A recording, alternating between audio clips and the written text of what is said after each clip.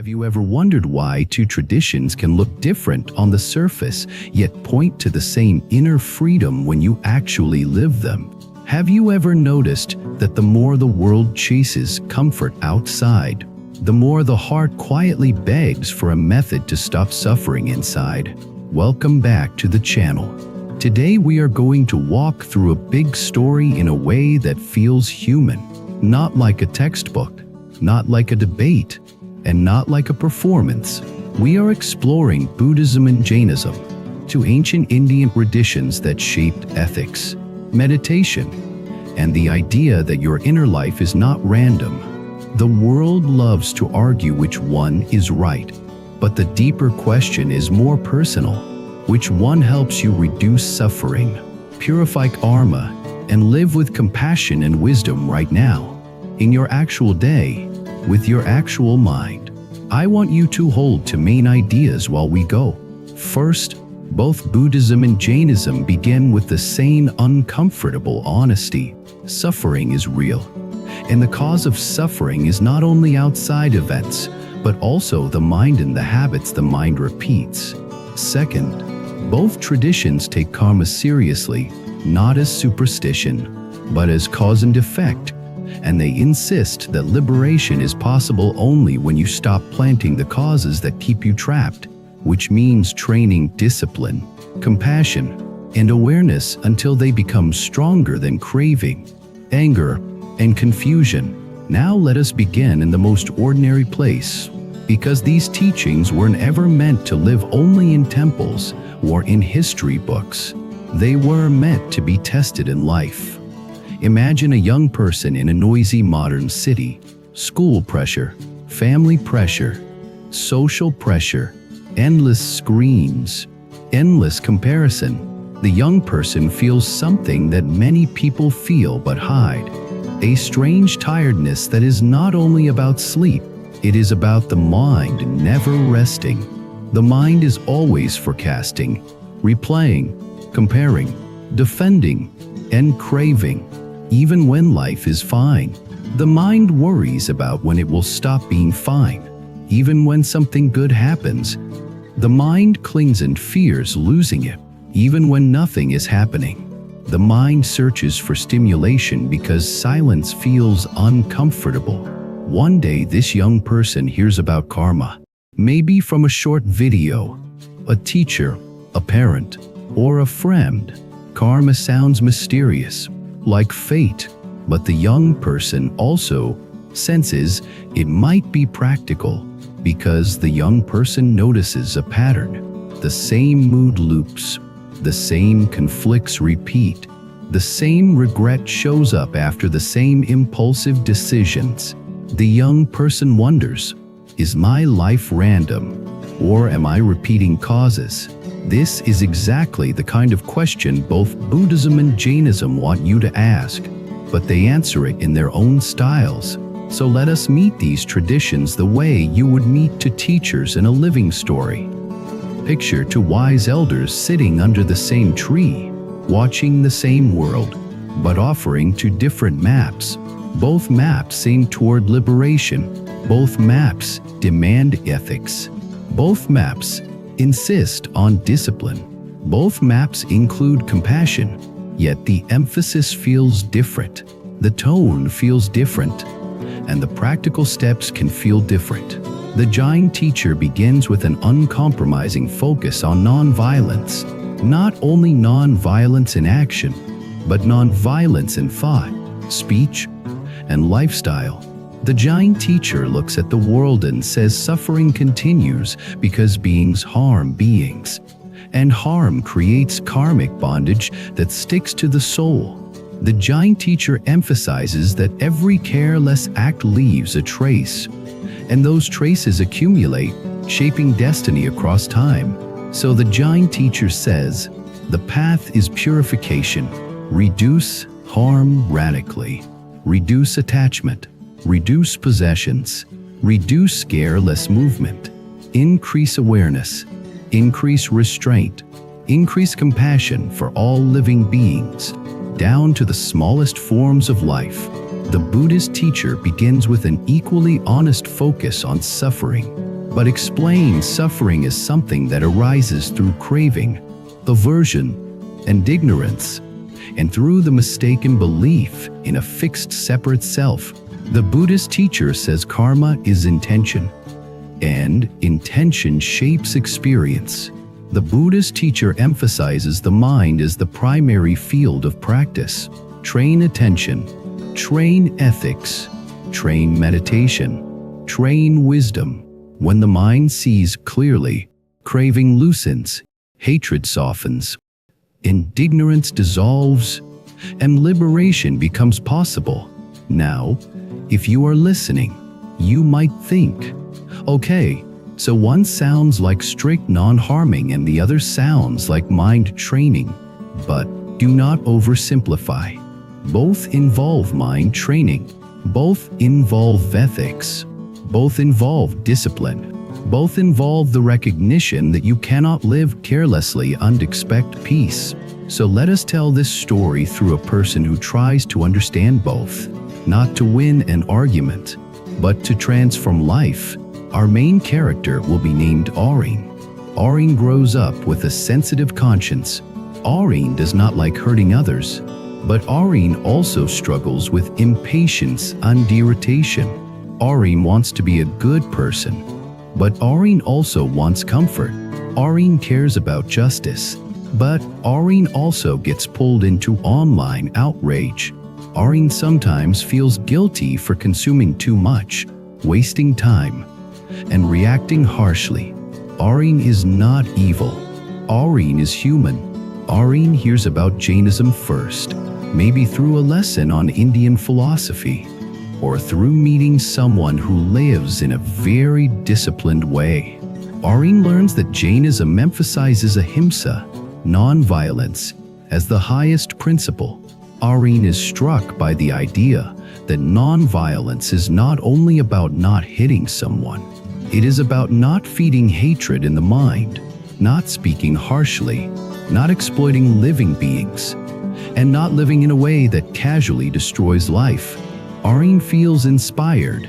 Aurine thinks, if I could become less harmful, maybe my mind would become lighter. Because so much guilt comes from knowing you caused harm, even unintentionally. So Aurine tries to live with more non-violence.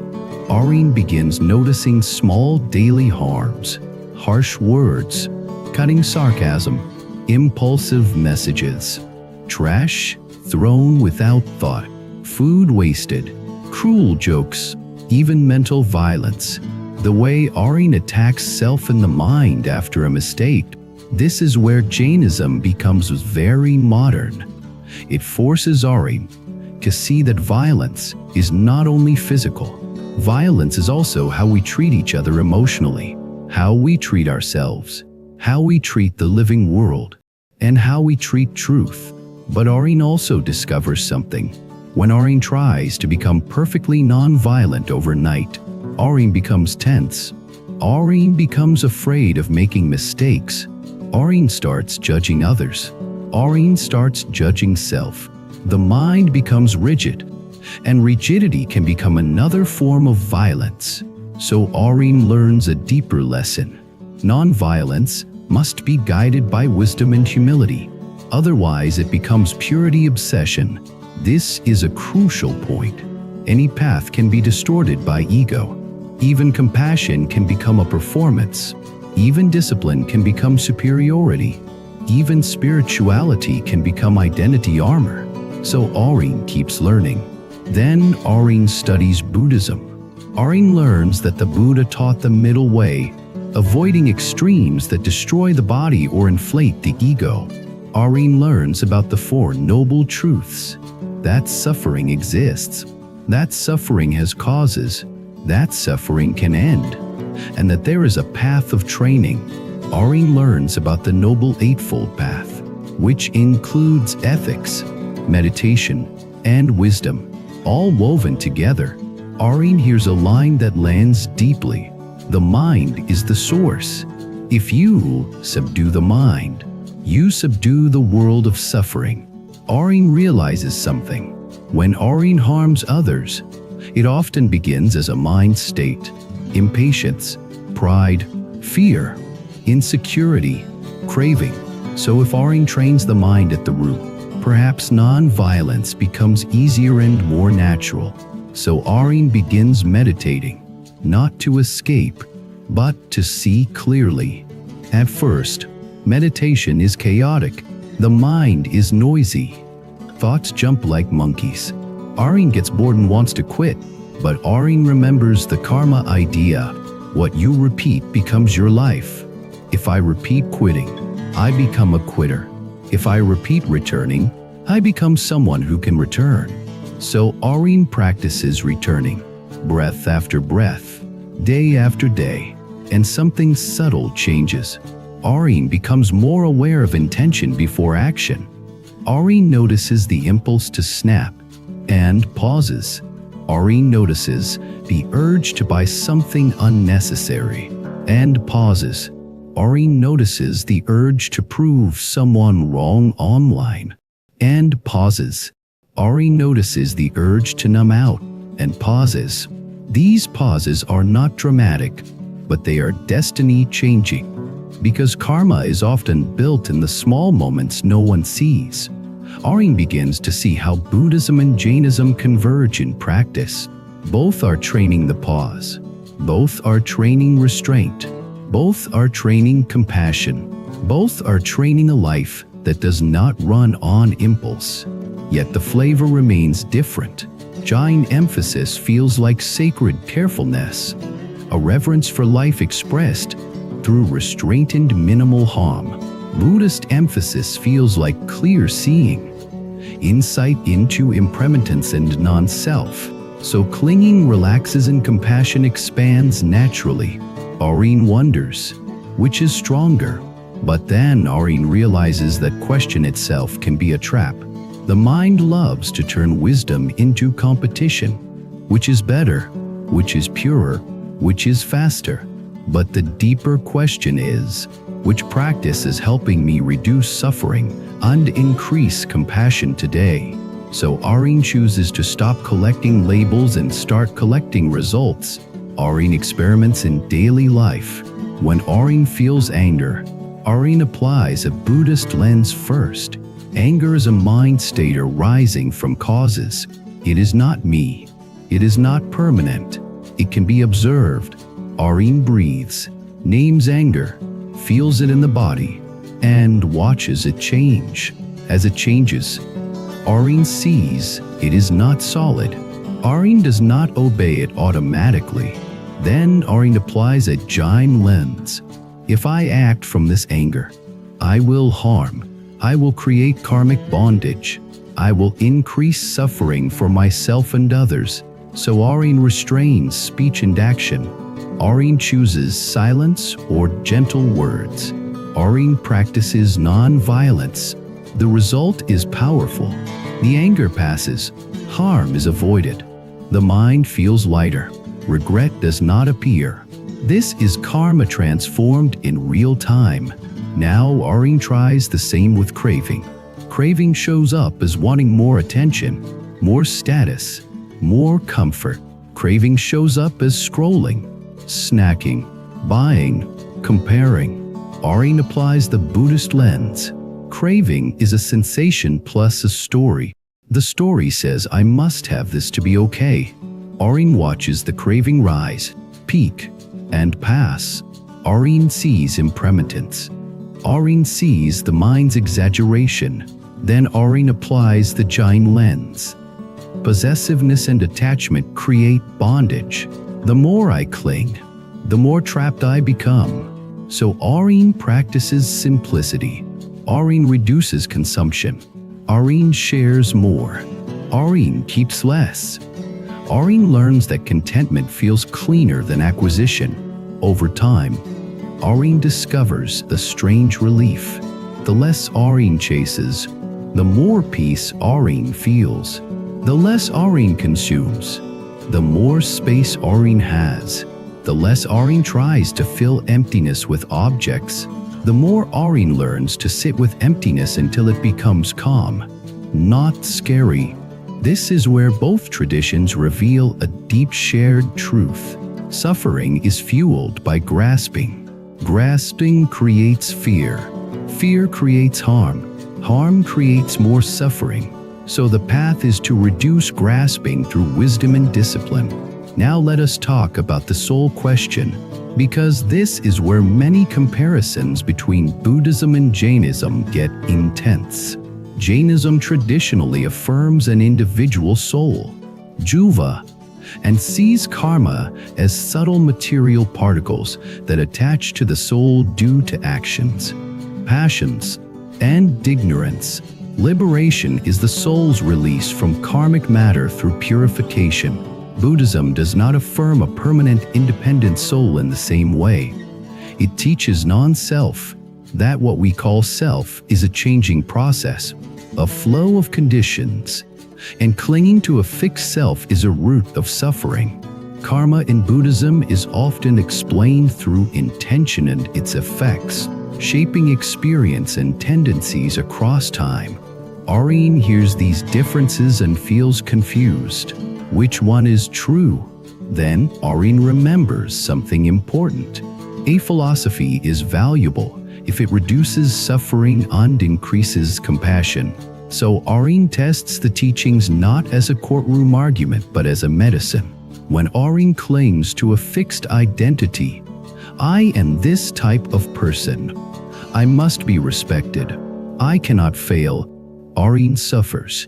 Anxiety rises, anger rises, shame rises. Areen becomes reactive. When Areen practices the Buddhist insight that identity is not fixed, that feelings and thoughts are changing events, Areen suffers less. Areen becomes flexible. Areen apologizes more easily. Areen learns more quickly. Areen becomes kinder. When Areen practices the Jain reverence for life and the carefulness of non-harm, Areen also suffers less, because guilt decreases and relationships improve. So Areen realizes that even if the metaphysical language differs, both traditions can function as medicine, guiding Areen toward less harm and more wisdom. Now, because this is a channel about awakening and real life, we need to bring the story into a deeper moral place. Both Buddhism and Jainism refuse the modern excuse that says, "My actions do not matter because the system is big." Both traditions would call that ignorance, because if karma is real, then your actions always matter. Even a small action shapes your mind. A shaped mind shapes your next action. And small actions repeated become a life. So Areen begins caring more about small choices. How Areen speaks to family when stressed. How Areen treats strangers. How Areen handles anger online. How Areen consumes. How Areen wastes. How Areen responds to suffering. Areen realizes that a spiritual life is not only meditation sessions. It is a pattern of living. And this is where compassion becomes the heartbeat. Jainism has a profound compassion expressed through nonviolence toward all living beings. It can make you see an insect not as a nuisance, but as a life. Buddhism has a profound compassion expressed through the Bodhisattva ideal, the intention to awaken for the benefit of beings. It can make you see even an enemy as a suffering being trapped in ignorance. Areen tries to live this compassion in modern conflicts. A friend insults Areen. The old mind wants revenge. Areen pauses. Areen sees the friend's stress. Areen sees their insecurity. Areen does not excuse harm, but Areen does not add poison. Areen responds with firmness and kindness. Areen sets a boundary without cruelty. This is compassion with wisdom. Now let us talk about the part many people ignore, the discipline that makes compassion real. Compassion without discipline can become a feeling that never becomes action. Discipline without compassion can become cold moralism. Both Buddhism and Jainism insist on discipline, but again in different styles. Jain discipline often emphasizes vows, carefulness, restraint, and a radical commitment to non-harm. Buddhist discipline often emphasizes precepts, right effort, mindfulness, and a balanced middle way. Arin learns a key life lesson here. The mind does not become free by wishing. The mind becomes free by training. So Arin trains. Arin trains speech. Less gossip, less harshness, more truth, more gentleness. Arin trains consumption. Less impulse buying, more repairing, more sharing. Arin trains attention. Less doom scrolling, more breathing, more study, more silence. Arin trains compassion, more listening, more service, more patience. And slowly Arin sees karma working. The outer life begins to feel less chaotic, not because problems vanish, but because Arin stops feeding problems with reactive habits. Now I want to bring this into a bigger social context, because these traditions were not only about individual peace, they influence societies. When a culture values non-violence, conflict patterns shift. When a culture values restraint, consumption patterns shift. When a culture values mindfulness, attention patterns shift. When a culture values compassion, justice becomes possible. This matters today because the modern world is facing crises that are not only technical, they are also ethical and psychological. Climate stress, social division, mental health strain, and the constant pressure to consume and compare. Buddhism and Jainism both offer a counterculture. They say, your worth is not your consumption. They say, your peace is not bought. They say, your destiny is shaped by your mind and your actions. They say, harming others harms you. They say, awaken. And awakening here is not mystical. Awakening is the daily decision to stop repeating the causes of suffering. Now let us close the story with a personal turning point, because every long teaching becomes real only when a person meets a moment of crisis. Arin experiences a difficult season. Something goes wrong. Plans break. A relationship strains. Fear rises. Arin feels old patterns trying to return. Blame, panic, harsh speech, avoidance. Arin remembers the essence of both traditions. Do not harm. Train the mind. Arin sits down and breathes. Arin lets fear be present but does not obey it. Arin chooses one wise step. iPhone call, an apology, a plan, a rest, a request for help. Arin chooses non-violence in speech. Arin chooses honesty. Arin chooses patience. The situation is still hard, but Arin does not poison it further. And after the storm passes, Arin realizes something that feels like real success. The greatest achievement was not avoiding problems.